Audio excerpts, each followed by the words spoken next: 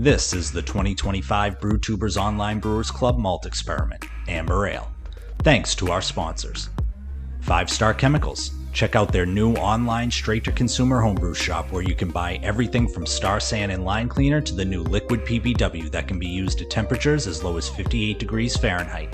Check out their online store at 5starchemicals.com/home-brewing. Beer and Wine Hobby Homebrew Supply Store.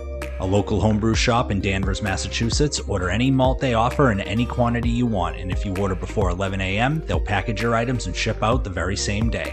Visit the store at www.beer-wine.com. Let's get tasting.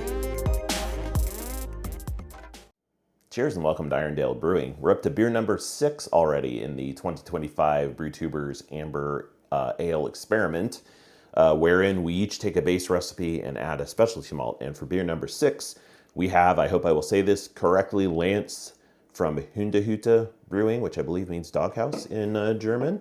And he did a really interesting malt. Haven't heard of this one either, so this is a new one to me. It's from Mecca grade malt in Madras, Oregon, which is kind of central Oregon, east. I think it's southeast of Mount Hood, basically. And he used Opal 44 Toasted Toffee Malt, which sounds super interesting to me. He used 8 ounces. I'll figure out the percentages and put that on the screen.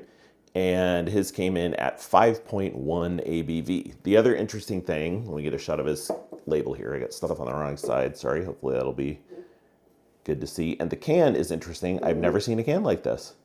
So I'm curious to even figure out how to open this. I figured I wouldn't even prep, get ahead of myself. We'll just figure it out. I assume I just twist this, but we'll find out together. So great can, great label. Love the dog. I assume those are hops on the side. Yep, hops on the side of the dog there. Sorry, I'll try to get a better shot of that. Great can, great label. All right, I'm gonna twist this and see what happens because I don't never dealt with this kind of can before. All right, that did something. I heard a hiss. That is really cool. I don't know. I'll have to ask Lance what kind of cans these are. I heard a hiss. Good carbonation, bubbles on the top there. That cap just comes off. That's really cool.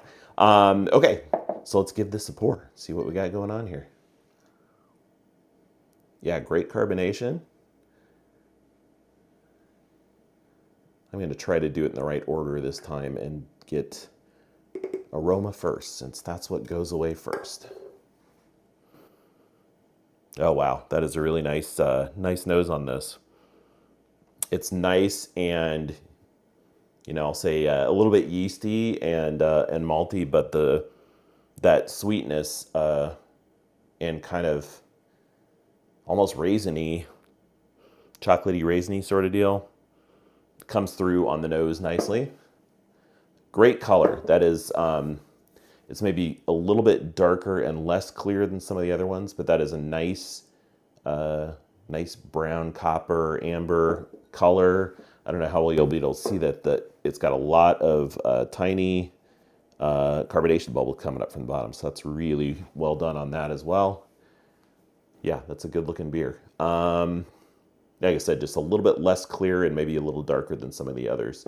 I did not look up ahead of time. I'll do a little more research to put up on the screen the color of the Opal 44 Toasted Toffee Malt.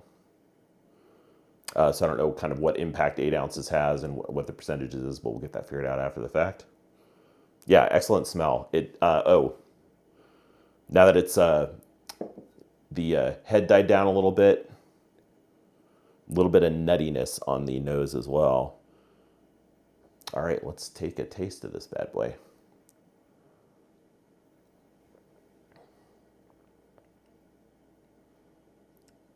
Wow, that is really nice and really interesting. Trying to think how to break this down.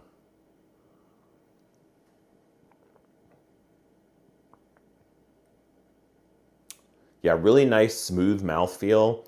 The flavor is, I'm going to have to kind of pick this apart because it is really interesting and really unique tasting.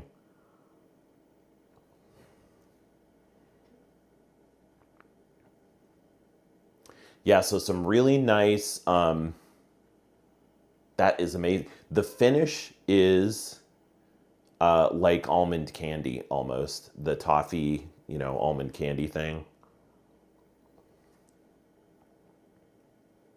Yeah, I'm having trouble trying to figure out what to say about this because that is really, it's unexpected. I've never had a malt quite. It kind of is striking me in the same way that that Drew's beer did.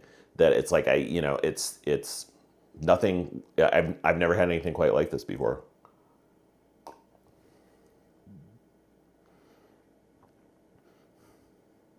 Yeah. So yeah, wow, that's really interesting. I love. It's very lightly toasted. It's not super roasty, but it's a little bit toasty, which is really nice. It almost has, if you've ever had darker beers, that, at least for me, sometimes I'll have a stout, have no coconut in it, but it reminds me of toasted coconut just because of the toastiness of some of the grains they use. That has the same sort of thing going on in a more subtle way than you might get in a stout.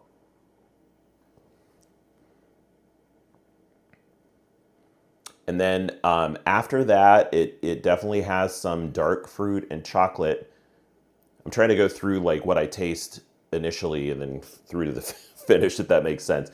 So the initial taste is kind of the for me, that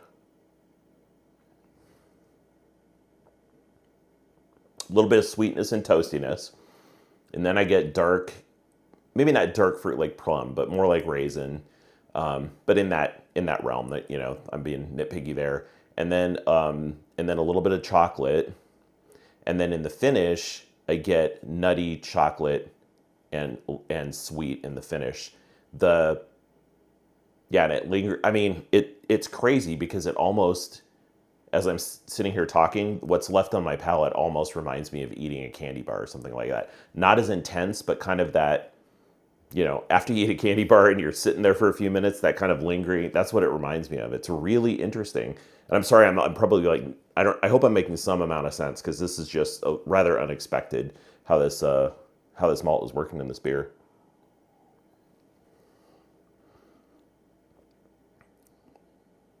Yeah, that works really well in this amber ale. And and again, like I've said about a lot of the others, you can definitely tell what that malt is doing in this amber ale at the amount he used, which is great. And it's not overpowering or anything, but it is I would say that Opal 44 Toasted Toffee Malt is a prominent component of this beer. We'll put it that way, which is great because now I know exactly what that malt does and what it tastes like, and has me thinking all sorts of ideas. I might lean more towards using it in a darker beer.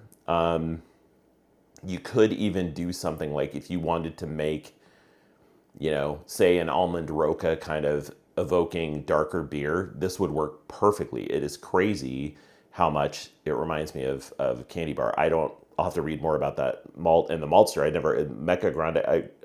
Mecca Grade, sorry, not Grande, Mecca Grade. I had not heard of them before either. This is really fascinating.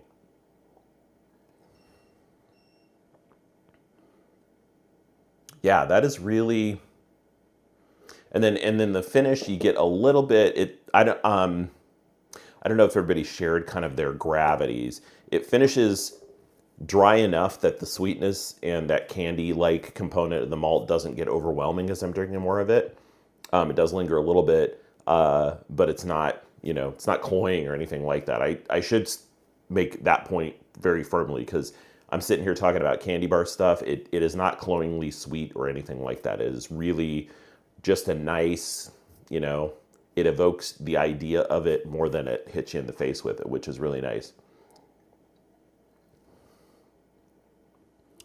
But yeah, that's crazy. That is just a really interesting malt, and I'm thinking all sorts of ways you could use it, and it works well in this. For me, if I don't know that I would say, go for an amber ale recipe with that in it as the prominent thing like this.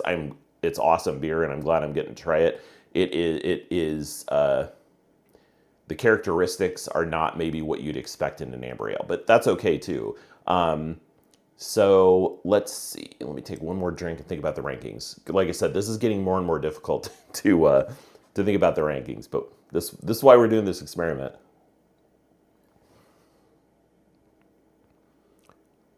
But yeah, that is man. I am so thank you for making this, Lance, with that malt, because that's fascinating. I had never even heard of it before, and it is a really interesting malt. Sorry, I don't know if I really got a good close up. I kind of dove right in. Good looking beer, carbonation's still going strong. A little bit of cap on the top still, and these cans are really interesting. I'll have to look into those. That's pretty cool. Don't need a seamer is the thing. I assume you just you know, fill the can, twist that thing on there. That's pretty cool. So ranking wise, would I use this in an amber ale? Maybe.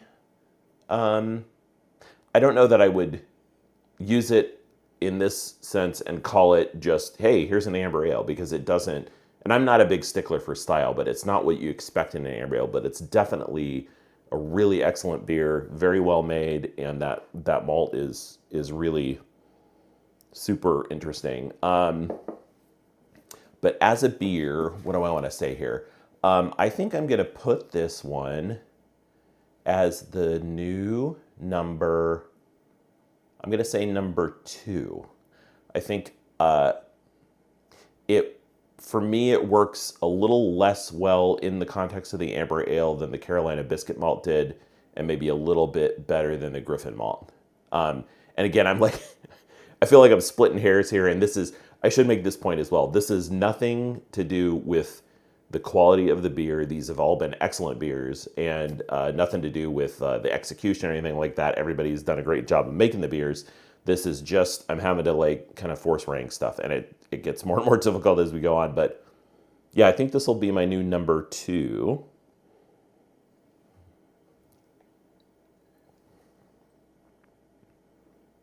Yeah, that is man, that is, I'm at a loss for words, because it's just such an interesting, it's kind of like I said, like that Griffin malt. It's like so different and unexpected, but awesome. And and this is a great beer. Like I said, I'm not saying, oh, I might not use this in an amber to knock the beer, because it's a great beer. And it would just depend on what you're going for. If you want this kind of lightly toasted, raisiny, chocolatey, almond roca candy sort of thing, then this is the malt for you, because it's fantastic from that perspective. Yeah, so I think I don't know what else I'd say about it. I'm just really glad I got to try it, and great job, Lance. It's a fantastic beer, and I will look more into that, into this malt and some of the other offerings of that maltster, because they clearly do pretty interesting stuff. I've never had anything quite like this. So we're gonna call, I don't know if he named the beer. Nope, just American Amber Ale from Lance. We're gonna do that, call that one the new number 2. And I'm gonna go finish this one. And this puts us at the this is one past halfway. This is the hump in the curve of 11 beers. So we've got 5 more to go. And I don't know off the top of my head which ones are left. So I will leave it to chance which one I pick next out of the fridge.